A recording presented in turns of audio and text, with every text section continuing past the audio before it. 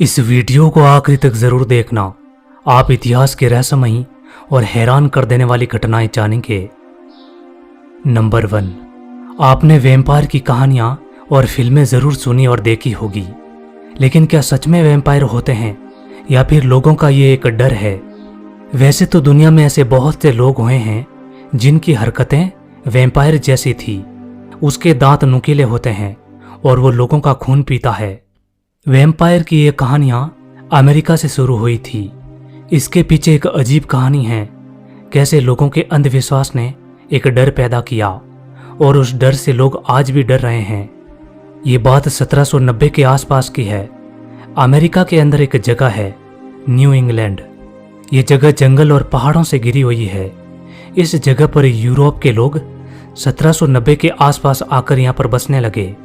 उस समय यूरोप के लोग शैतान से बहुत ज्यादा डरते थे और वो शैतान पर काफी विश्वास किया करते थे। जब ये लोग यहाँ आकर रहने लगे तो इन लोगों को 2 चीजों का डर लगता था।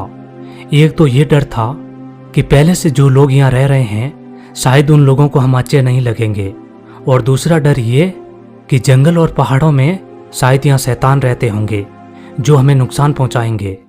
इसी डर के साथ यूरोप के लोग न्यू इंग्लैंड में रहने लगे। वो लोग पहले से डरे हुए थे और इन डर को और ताजा कर दिया टीबी की बीमारी ने।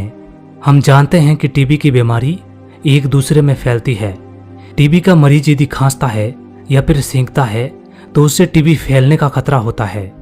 होता कुछ यूं था कि न्यू इंग्लैंड के अंदर यदि किसी आदमी की मृत्यु टीबी से होती थी तो उस आदमी को दफना दिया जाता, लेकिन थोड़े दिन बाद उसी परिवार के अंदर कोई आदमी बीमार हो जाता। क्योंकि टीबी की बीमारी फैलती है तो उस दूसरे आदमी को भी टीबी हो जाती, और जब वो बीमार पड़ता तो लोगों को ये लगता था कि परिवार का आदमी जो मरा है वो आदमी अब वैम्पायर बन चुका है और उसी ने इस दूसरे सदस्य को बीमार किया है। क्योंकि उन लोगों को ये नहीं पता था कि कोई बीमारी भी होती है जो एक दूसरे से फैल सकती है। धीरे धीरे ऐसे केस बढ़ने लगे। जब किसी आदमी की मृत्यु होती और थोड़े दिन बाद उस फैमिली में कोई बीमार हो जाता तो मरे हुए आदमी को वैम्पायर समझा जाता। लोग इतने डर चुके थे कि वो रात में घर से बाहर तक नहीं निकलते, और इसी डर के साथ एक और चलन शुरू हो गया। लोग जिस आदमी को वैम्पायर समझते थे उसकी कब्र को खोद लेते और फिर उस लाश को चेक करते। यदि उस लाश के किसी ऑर्गन्स पर खून लगा होता तो उस ऑर्गन्स को आग में जलाते, और जो राख होती थी वो मरीज को खिला या पिला दिया जाता। वो लोग ऐसा मानते थे कि ऐसा करने से वैम्पायर से छुटकारा मिल जाएगा और मरीज ठीक हो जाएगा। आप शायद ही विश्वास कर पाएंगे, इस तरीके का काम उन लोगों ने 100 साल तक किया। यानी कि वो लोग 100 साल तक डरते रहे और उन लोगों को लगता रहा कि मरा हुआ आदमी वैम्पायर बन चुका है और उसी ने फैमिली के दूसरे सदस्य को बीमार किया है। और टीबी की बीमारी के अंदर आदमी कमजोर हो जाता है तो लोगों को और विश्वास हो जाता कि वैम्पायर ने ही इस आदमी का खून पिया है, इसीलिए ये आदमी कमजोर हो चुका है। लेकिन तकरीबन 1 सदी निकलने के बाद 1882 में एक जर्मन डॉक्टर थे, रॉबर्ट कोस। इन्होंने ही पता लगाया कि ये कोई वैम्पायर का काम नहीं बल्कि ये एक बीमारी है जो आदमी के खांसने और छींकने से ये बीमारी फैलती है। लेकिन तब तक पूरी दुनिया में ये वैम्पायर फेमस हो चुका था। कई जगह लोग दावा करने लगे कि हमने वैम्पायर देखा है और बहुत सी घटनाओं को वैम्पायर से जोड़ दिया जाता। नंबर 2, 2017 में एक फिल्म रिलीज हुई थी, वेरोनिका। ये एक हॉरर फिल्म थी और ये सच्ची घटना पर आधारित थी। ये बात है 1990 के आसपास की। स्पेन के शहर हैट्रिक में एक लड़की रहा करती थी जिसका नाम था स्टेफानिया लेजारो। इस लड़की की उम्र 19 साल थी और ये एक कॉलेज में पढ़ाई कर रही थी। एक दिन की बात है, स्टेफानिया और इनके दोस्त और इनकी एक बहन, इन लोगों ने फैसला किया कि ये लोग ओईजी बोर्ड से खेलेंगे। ओईजी बोर्ड माना जाता है कि इस बोर्ड से खेलकर आप शैतान को बुला सकते हैं। ये लोग एक कमरे में बैठ गए। स्टेफानिया की बहन ने कमरे के बाहर लोगों की नजर रखी और स्टेफानिया और उनके दोस्त अंदर खेलने लगे। लेकिन अचानक ही उस कमरे के अंदर एक टीचर आ गया और इन सभी लोगों को देख लिया। टीचर बहुत गुस्से में हुआ और उसने इस बोर्ड को दीवार से दे मारा। वहां पर जो लोग खड़े थे उन्होंने पुलिस को यह बात बताई कि जब टीचर ने बोर्ड को दीवार से मारा था तब उसके अंदर से एक धुआं निकला और वो धुआं स्टेफानिया के नाक में घुस गया और ऐसा होता हुआ उन सभी लोगों ने देखा था। लेकिन इस घटना के थोड़े दिन बाद स्टेफानिया बीमार हो गई। स्टेफानिया के पिताजी का नाम था मैक्सिमो। उन्होंने स्टेफानिया को बहुत से डॉक्टर को दिखाया लेकिन कोई भी डॉक्टर स्टेफानिया को ठीक नहीं कर पाए।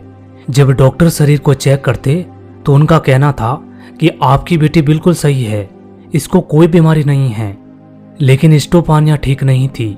वो अपने भाइयों पर हमला कर देती। वो कमजोर होती जा रही थी। ना वो खाना खाती, ना ठीक से उसे नींद आती और जब भी नींद आती थी तो उसे डरावने सपने आते थे। इसके चलते स्टेफानिया कॉलेज जाना भी बंद हो चुकी थी। उसको बहुत से डॉक्टरों को दिखाया लेकिन कोई भी उसे ठीक नहीं कर पाया और 1991 में स्टेफानिया की अस्पताल के अंदर मृत्यु हो गई। लेकिन मृत्यु के बाद भी ये पता नहीं चल पाया कि स्टेफानिया की मृत्यु कैसे हुई। डॉक्टर समझ ही नहीं पाए कि आखिर इस लड़की को हुआ क्या था। लेकिन स्टेफानिया की मृत्यु के बाद इसकी फैमिली के साथ अजीब घटनाएं घटने लगी। घर के अंदर से अजीब आवाजें आती और घर का सामान अपने आप नीचे गिरकर टूट जाता। मैक्सिमो और उनकी पत्नी और उनके बच्चे काफी डर चुके थे। लेकिन एक बार ऐसी घटना घटी जिसने इन लोगों को खौफजदा कर दिया। एक जगह स्टेफानिया की तस्वीर लगी थी। उस तस्वीर में आग लग गई लेकिन जल्द ही उस आग को बुझा दिया गया। ये जो तस्वीर आप देख रहे हैं ये वही तस्वीर है जिसमें अचानक आग लग गई और ये आधी तस्वीर जल गई। उसके बाद 19 नवंबर 1992 को स्टेफानिया की मां ने रात के 2 बजे पुलिस को फोन किया। पुलिस की रिपोर्ट में यह लिखा गया है कि स्टेफानिया की मां बहुत डरी हुई थी और वो कह रही थी कि आप जल्दी यहाँ आ जाइए, वो आ चुका है जो हमें मार देगा। पुलिस तुरंत ही मैक्सिमो के घर पहुंची।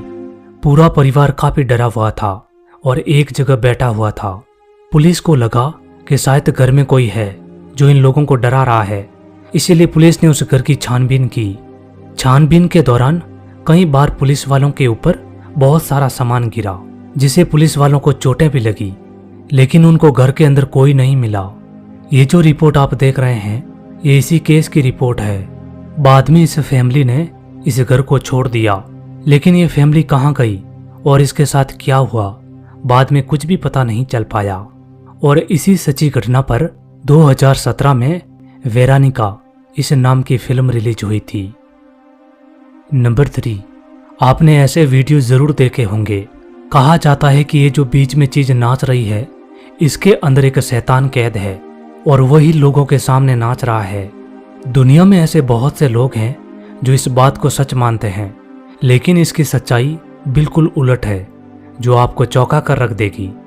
दोस्तों, ये जो नाच रहा है इन्हें जेंग बेटो कहते हैं और ये पहली बार अफ्रीकी देश घाना से शुरू हुआ था। वहाँ के लोग वुडू नाम का एक मजहब फॉलो करते हैं। धीरे धीरे ये अफ्रीकी देशों में भी फैलने लगा और लोग इन पर विश्वास करने लगे। इस मजहब के लोग सबसे ज्यादा काला जादू करते हैं। आज के तारीख में अफ्रीकी देशों में ऐसे बहुत से मार्केट हैं जिसके अंदर जानवरों के कंकाल मिलते हैं। लोग उन्हें खरीद कर ले जाते हैं और काला जादू करते हैं जिसे वुडू मैजिक कहते हैं। जेंग बेटो भी इन्हीं का हिस्सा है। ये लोग एक फेस्टिवल मनाते हैं जिसके अंदर ये जेंग बेटो इन लोगों को नाच कर दिखाता है।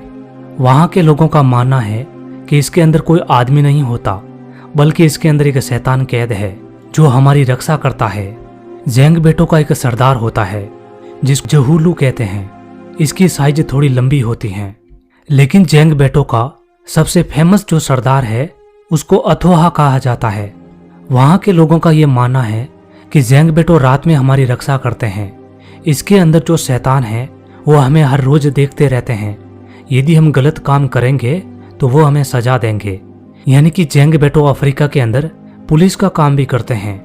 कहते हैं कि इनकी शुरुआत आज से तकरीबन 200 साल पहले हुई थी। अफ्रीकी देश घाना के ऊपर समुद्र से हमला होता था, इसीलिए वहां के लोग जेंग बेटो को बनाकर समुद्र के किनारे लगा लेते और कहते कि इसके अंदर शैतान है जो हमारी रक्षा करेंगे।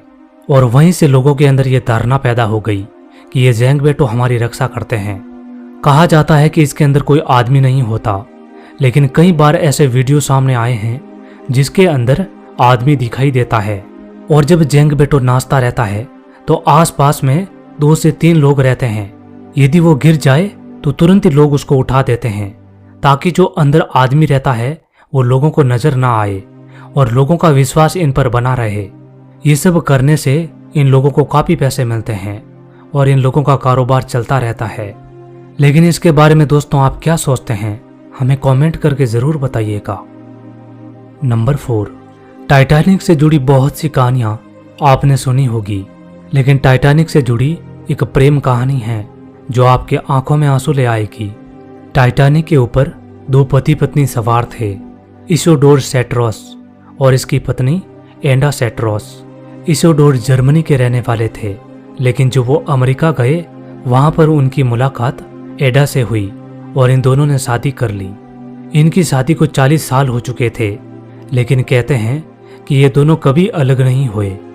जब 14 अप्रैल 1912 को टाइटैनिक आइसबर्ग से टकराया और डूबने लगा, तो टाइटैनिक के अफसरों ने यह फैसला लिया कि सबसे पहले फर्स्ट क्लास की महिलाओं और बच्चों को लाइफ बोर्ड पर बैठाया जाएगा।